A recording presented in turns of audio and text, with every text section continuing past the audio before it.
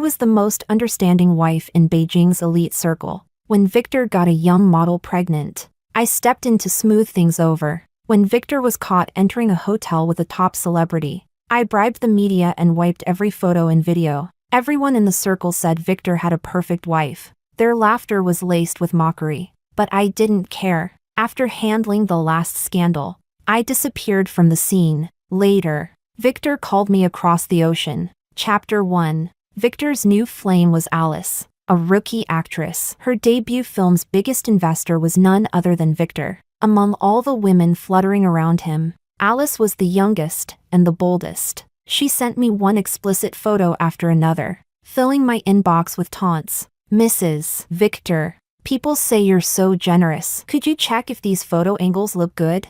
I closed the email without replying until Victor called. How did those photos leak? Elena, can't you keep up the act anymore? His cutting tone made my chest ache for a moment before I calmed down. I don't know, I said flatly. The next second, he hung up. Notifications from every social media platform popped up on my phone. Hashtag CEO caught in nude scandal again hashtag. The headline blazed. The photos were censored but clearly identical to the ones Alice had sent me. The girl was young, and so were her tactics. Editors-in-chief from major outlets messaged me with practiced ease. Mrs. Victor, 7 figures this time will do. Mrs. Victor, there's still time for PR. I replied to each, not necessary. Soon, they stopped messaging, but before long, my chat replies were screenshotted and spread wildly online. Looks like she's really given up. Of course, who can keep cleaning up her husband's scandals again and again? Want to bet how long until the divorce? I drew in a deep breath. Staring at the empty villa, a chill spread through my chest. Victor, consider this my divorce gift to you. Soon, the photos vanished as if evaporated into thin air. The so-called chat screenshots were debunked as AI generated, and the media quickly shifted to exposing other celebrities. Chapter 2. Once the scandal was buried, Victor sent me a message. Elena, unbelievable. You can even stomach this. All for money, you're shameless. How much this time? Or do you need more imported meds for your father's pathetic life? I replied indifferently, not anymore. Silence. Then nothing further. Victor didn't know my father had passed away yesterday, while he soaked in a hot spring with Alice. My father died of acute renal failure. I called Victor countless times, heard nothing but unanswered rings. I cried for 10 hours in the hospital room. Then Alice's messages came, and I wiped my tears to arrange my father's funeral. After everything was settled, I returned to the villa I shared with Victor. When the photos were spreading like wildfire, Victor finally called me, only to accuse me bitterly. But it no longer mattered. The most important thing now was divorcing Victor. Years ago, my family and Victor's had a business marriage alliance. But when my father made a mistake and our company went bankrupt, he collapsed on the spot. Back when Victor's father was alive, Victor still treated me decently. Not love, but at least respectful. Over time, I grew feelings for him in our plain life together. His change began the night his father died. It was raining hard. Victor was in our bedroom, tangled with another woman. I went mad, tearing at her. Victor shielded her. It was the first time he threatened me. Elena, your father's medical bills still depend on me. Helplessness engulfed me. That night, the stranger stayed. From then on, Victor indulged recklessly. I began cleaning up his endless scandals. To Victor, I was just a woman playing the role of a dutiful wife for money. Elena, you know what kind of life I had before. Now, nobody controls me. It's heaven. Victor's eyes were hazy when he said it. I only stared at him blankly. Chapter 3. In the past, Victor had truly been restrained. He couldn't even speak without watching his father's expression. The sound of footsteps pulled me back from my thoughts. Victor walked over, tugging at his tie, his body drenched in heavy cologne. Elena, so you don't want money this time? What new trick have you learned? I looked at him, puzzled. Don't pretend. Alice said she saw you signing up for those Win Your Husband Back workshops. What did you learn in class? Suddenly saying you don't want money. What's this move called? Playing hard to get? Victor sneered, laughing mockingly. He sat beside me and pulled me into his arms. I could clearly hear the beating of his heart against my ear. Elena, Here's your chance. Start your performance. He chuckled as he spoke. I lifted my gaze at him. He leaned his head back on the sofa. I couldn't even remember the last time I had been this close to Victor. I raised my hand, placing it on his chest. I felt it flinch beneath my palm. Elena, that's it?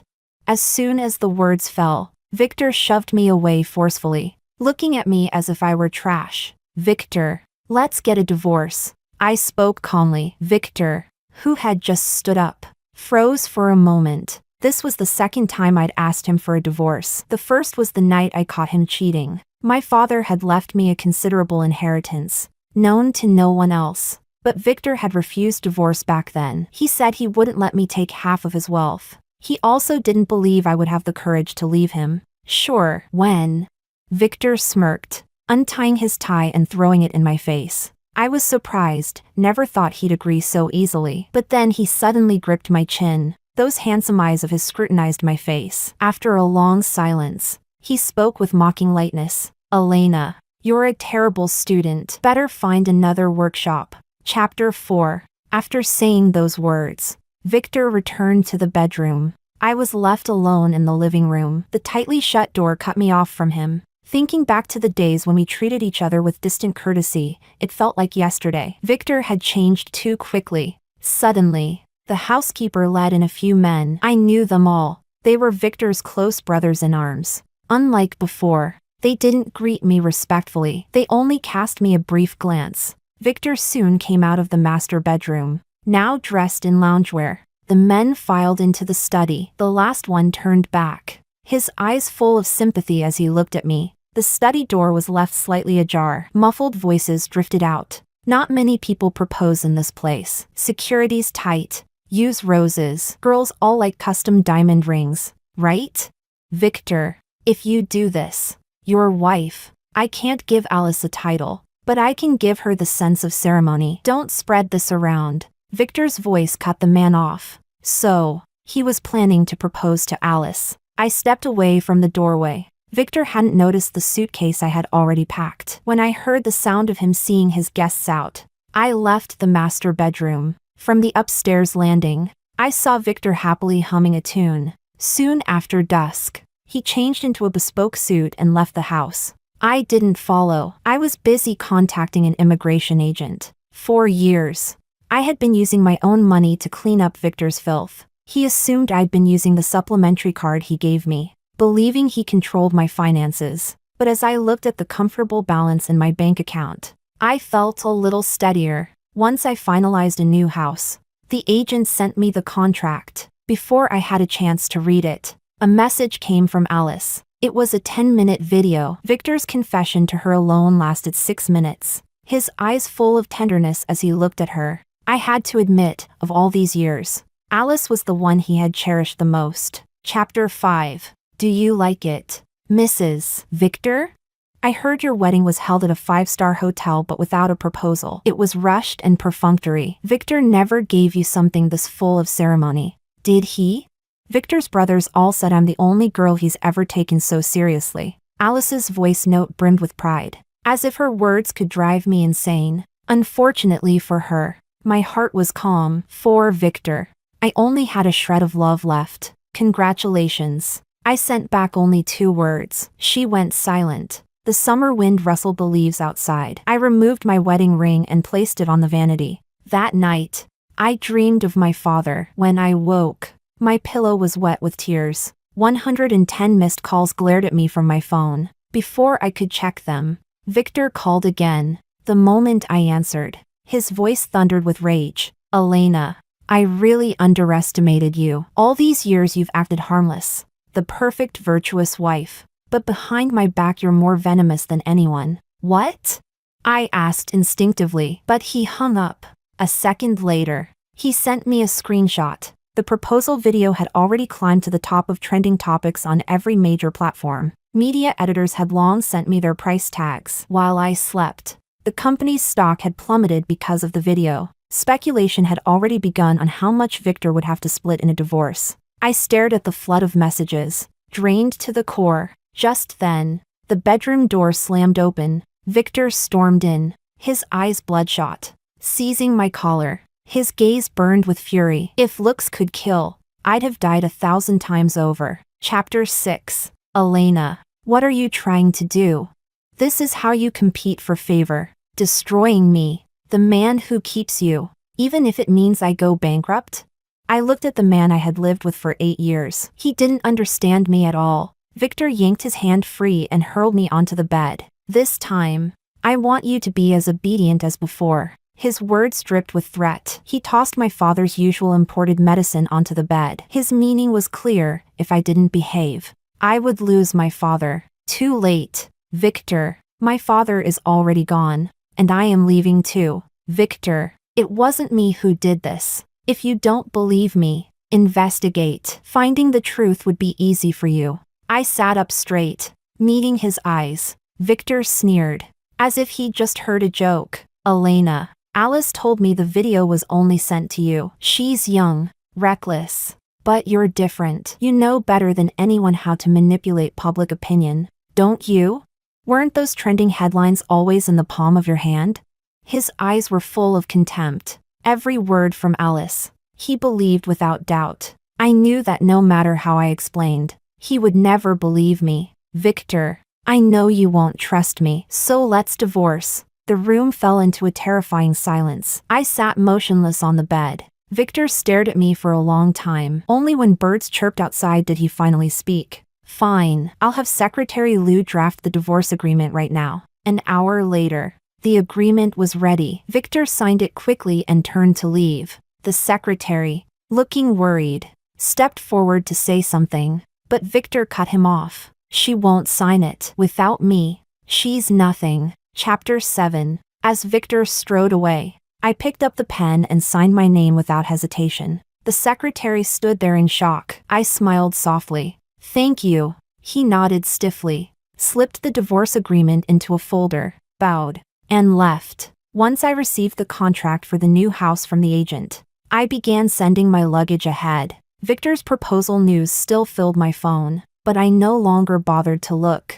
After shipping my things, I booked a flight for the following evening. Alice sent me another message. Mrs. Victor, oh wait. Soon that title will be mine. Elena, I don't like traces of another woman in my home. Clean everything up before you leave. Arrogant. She attached a photo of the custom diamond ring Victor had bought her. A massive rock glittered on her ring finger, held up by his other hand. Victor truly doted on her. I picked up my own 1-carat wedding ring and laughed bitterly. Then I loosened my fingers, and it clattered into the trash bin. The maid approached nervously, asking where I was going. I'm just going out for a while, I told her. If Mr. Victor asks, say I went traveling. I smiled as I spoke. She twisted her apron between her hands for a long time, then finally nodded. I carried flowers to the suburban cemetery where my father's ashes rested, and stroked the small photo on his tombstone. I remembered the day of the bankruptcy. My father collapsed,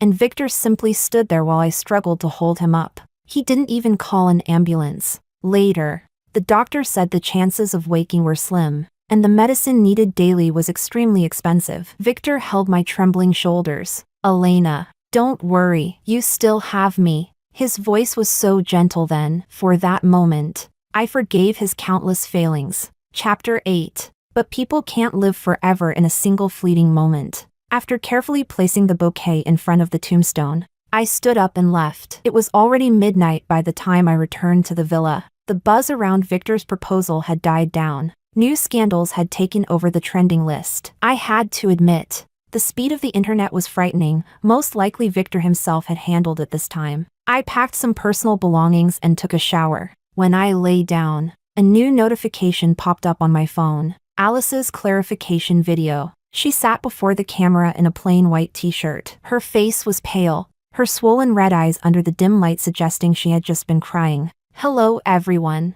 I'm Alice. Regarding the proposal video online, it was my boss rehearsing a scene with me. Someone with ill intentions recorded it and spread it with misleading captions, causing harm to the company and his family. I'm very sorry. As she spoke, tears streamed down. She stood up, looking fragile, and raised her arm. Bright scars marked her skin. Bowing deeply to the camera, she choked out her next words. I also hope Mrs. Victor can rest assured there's nothing improper between my boss and me. The video ended there. I opened the comments section, just as I had expected. Oh my god. Actresses care the most about their skin. No way those scars are self-inflicted. Clearly the wife is afraid of losing her husband. Out of all the canaries, Alice is the most special. She's been with him the longest, and her gifts are the most expensive. Of course the wife is panicking. Scrolling further only revealed filthier speculations.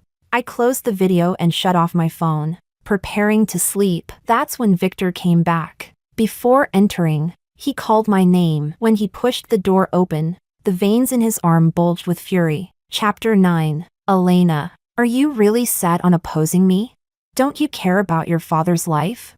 Victor's brows furrowed as his fists clenched. I propped myself up on the bed. Whatever lingering love I had for him was already gone. He had never once believed me. A man capable of running a conglomerate actually chose to believe such clumsy schemes. In the 10 seconds our eyes locked, only one thought circled in my head: leave. Victor. The things I didn't do. I just didn't do. Believe it or not, I said.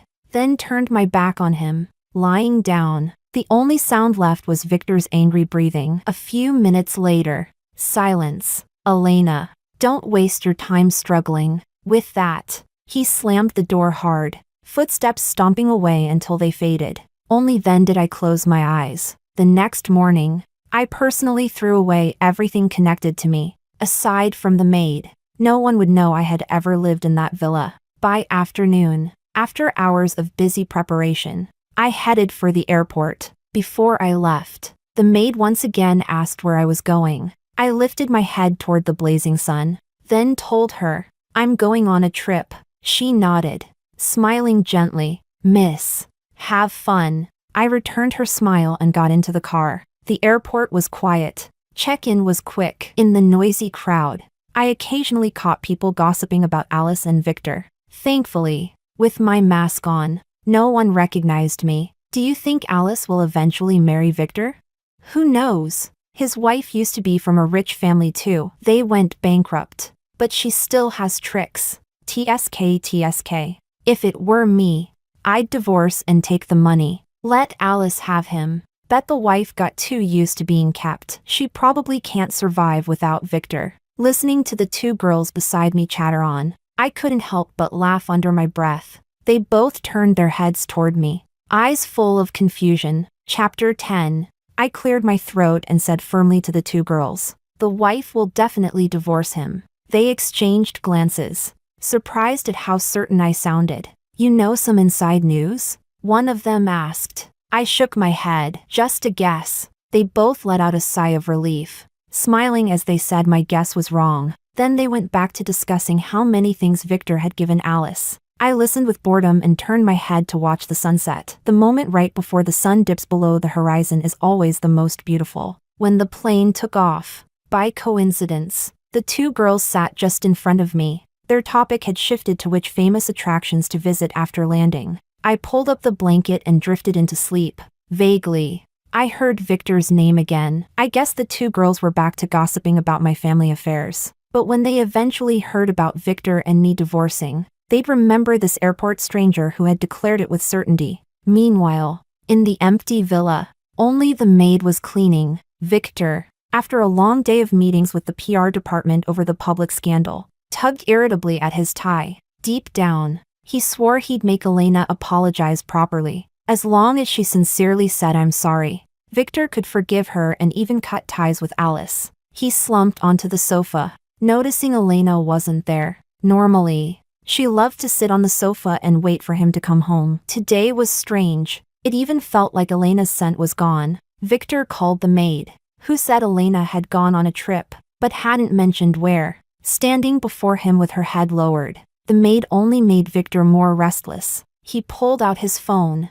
opened the location tracker, and saw Elena's signal moving from the airport back toward the city. Chapter 11. Victor couldn't help but smirk. So Elena had only learned one trick from those win your husband back workshops, playing hard to get, and she wasn't even good at it. He asked the maid to pour him a glass of red wine, then opened his chat with Alice and transferred her some money. She quickly replied with a cute sticker. Victor laughed out loud. He really did like Alice, and was willing to spoil her. He loved her youthful energy, the way she clung to him, acting coy, begging for gifts. He loved the reckless indulgence of it, even if it defied moral standards. As for Elena, he ran a hand through his hair, unable to find the right word. Seeing the red wine the maid had placed on the table, he took a sip.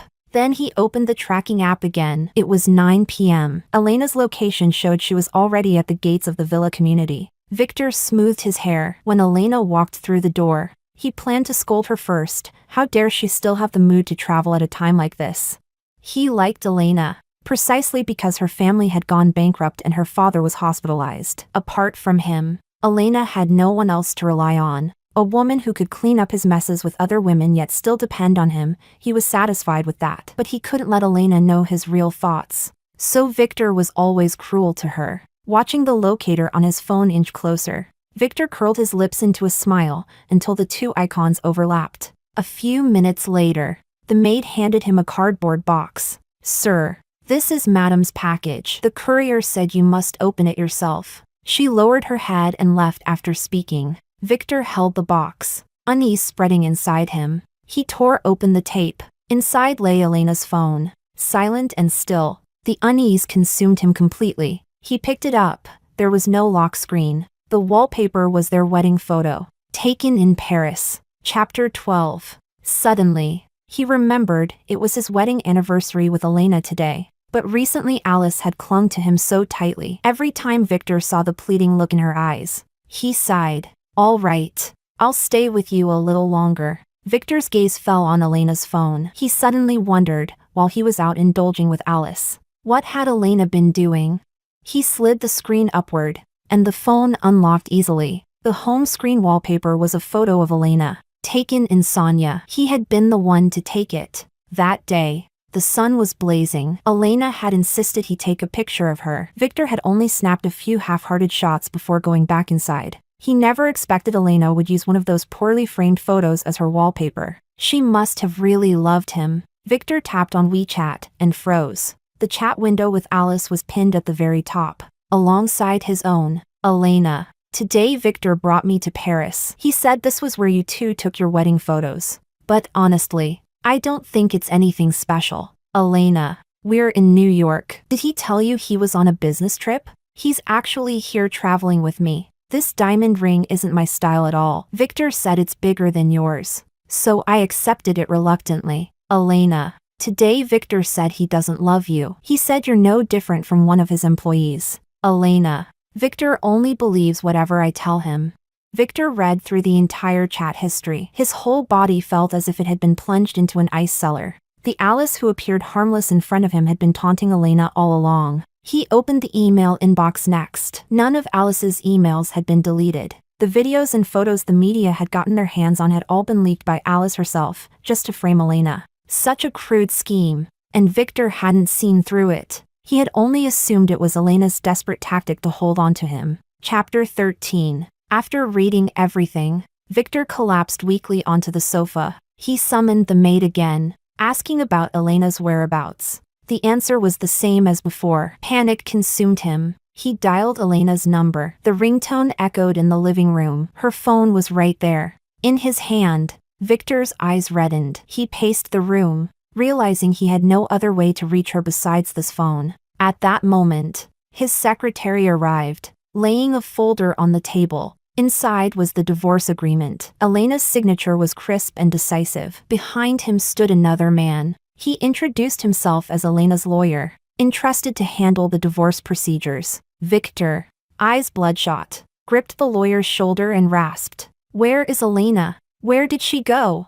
The lawyer shook his head. "Sorry, sir, that's my client's privacy." Victor pulled out a check and scribbled an amount, shoving it at the lawyer. He didn't budge. Victor added 2 more zeros. Still, the lawyer shook his head. The secretary, unable to stand it, finally spoke up. "Boss, when Madam signed, I saw her immigration documents, and Madam's father, he has already passed away." At those words, all the strength drained out of Victor. He slumped onto the sofa. Meanwhile, I had settled abroad. The house was fully furnished with appliances and furniture. After lunch, I lay on the rocking chair in the garden. The sunshine was warm, and I found myself liking autumn here very much. Fiery red maple leaves covered the ground, crunching underfoot.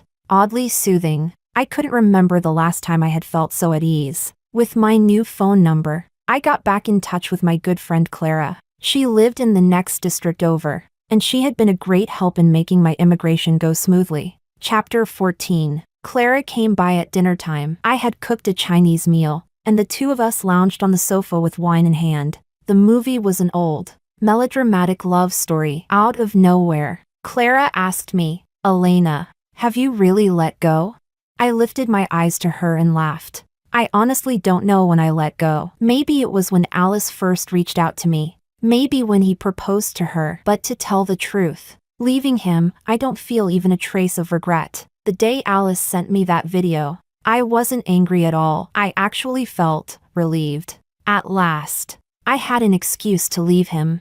I took another sip of wine, a little drunk, staring blankly at the ceiling. For no reason, I thought back to my first meeting with Victor. He had been humble, warm, smiling like winter sunlight and spring breeze. I once told my father, this marriage alliance was the right choice, but I never saw that Victor again. It was as if someone else had taken over his body, until the day he bared his twisted face and roared at me, "Elena, I hate rules more than anything." That's when I finally understood the Victor the first met had been an act. At his core, he had always been a spoiled libertine, long suppressed and finally unleashed. I was actually worried you might regret it. Clara's voice pulled me back. I laughed so hard I couldn't catch my breath. I'd have to be insane to regret it. So we drank the night away. Two women against the world. By dawn, Clara stumbled home in a daze, alcohol still lingering in my blood. I staggered into the garden and collapsed onto the rocking chair. Through my blurred vision, I thought I saw Victor. He stood outside the garden wall, his face full of sorrow. It had to be a hallucination. Victor had hurt me too deeply. I must have PTSD. With that thought, I shut my eyes and drifted into sleep. I felt my body lifted, then sinking into softness. Chapter 15. When I woke, Victor was sitting at the bedside, his eyes bloodshot. I froze, pinching my thigh hard to make sure I wasn't dreaming. Victor had followed me here. "Elena, why did you leave me?" His voice was hoarse. As he leaned closer, hands braced on the bed. In just half a month, he looked more haggard, fine lines creeping around his eyes. "We're already divorced." My tone was cold as I inched backward, keeping as much distance as possible. Silently, I cursed the security guards for their incompetence. How had they let him in so easily? The word divorce seemed to stab Victor. His eyes clouded. Then, to my surprise, tears spilled, soaking into my sheets. Disgusting. "Elena, I was wrong. I know now. It was Alice all along. You won't leave me, will you?" I went to see Father. I didn't know he'd pass so suddenly. If I had known, it's too late to say this now. But Elena, come back with me, please? His voice was desperate, like he truly couldn't bear my absence. But my heart was calm. Worse, I just found him annoying. "Victor, I would have left you even without Alice. She was only my excuse." When I said this, he just stared, silent tears running down his face. I cleared my throat, raising my voice. "An excuse? Do you understand? Even without Alice, I still would have left you." Victor shook his head. Suddenly, he grabbed my shoulders, pulling me tightly into his arms. His voice was low and ragged. "I know you're angry. Wait for me. I'll give you an answer you'll be satisfied with." He pressed a kiss to my forehead and left. After that day, I never saw Victor again, but I fell in love with a blonde, blue-eyed, 6'2" Western man, handsome and bright. Chapter 16. He was as eager as a puppy, always circling around me. "Elena, do you like this? Elena, these are flowers I planted for you. Elena, guess what gift I brought today?" I liked this feeling of being cared for so much that I refused Clara's invitations several times, just to spend time with the handsome Western man. After a mountain hike, I collapsed onto my sofa at home, swearing that next time I'd cross that mountain completely. Just then, a message came from Clara, a string of entertainment headlines from back home. Hashtag Alice the homewrecker, forcing out the wife and taking her place. Hashtag CEO divorce. Hashtag Alice's nude scandal, affairs with multiple directors. Hashtag. I opened each one and quickly pieced everything together. Alice had been exposed for framing me. Others released dirt about her sleeping with directors for roles. Her rivals struck hard, spending heavily to buy trending slots. In an instant, Alice's reputation plummeted. Luxury brands cut ties, and her upcoming films were pulled from release. Fans speculated that the penalties would reach tens of millions. With her current financial state, Alice could never afford it. So Victor's so-called satisfactory answer was to let Alice become a despised mistress in the industry, hated by everyone. But the truth was, it had been Victor who put her on the pedestal. People overlooked the fact that she had destroyed my marriage, some even cheered her on. Victor was the true instigator. Alice was just a toy in his hand. I shut off my phone and accepted the sparkling water the Western man handed me. He wrapped me in his arms, kissing my ear again and again, whispering that he loved me. Honestly, it was hard to resist such straightforward, burning affection. As we tangled together, Clara arrived with wine, banging on my door. Elena, don't you dare get so wrapped up in love that you forget your friends. Chapter 17. A month of happiness passed. Then I suddenly received a large sum of money, marked as divorce property division. I remembered I was entitled to half of Victor's assets, though I hadn't expected it so soon. My lawyer informed me Victor's company was on the brink of bankruptcy. He had given me my share, while he faced even more serious crises. The company had been reported for tax evasion, and the whistleblower was none other than Victor's once beloved Alice. Before I left, Victor's secretary had come to me, hoping I could persuade him. Alice had landed a new film role as a finance professional. She begged Victor to let her practice for a day in the company's finance department. But at that time, I couldn't see Victor, nor did he want to see me. The secretary warned that it was risky. Alice snapped back at him, and Victor said nothing. The next day, Alice appeared in the finance department in a tight business suit, acting like she owned the place. She nearly sent the financial report to the public email.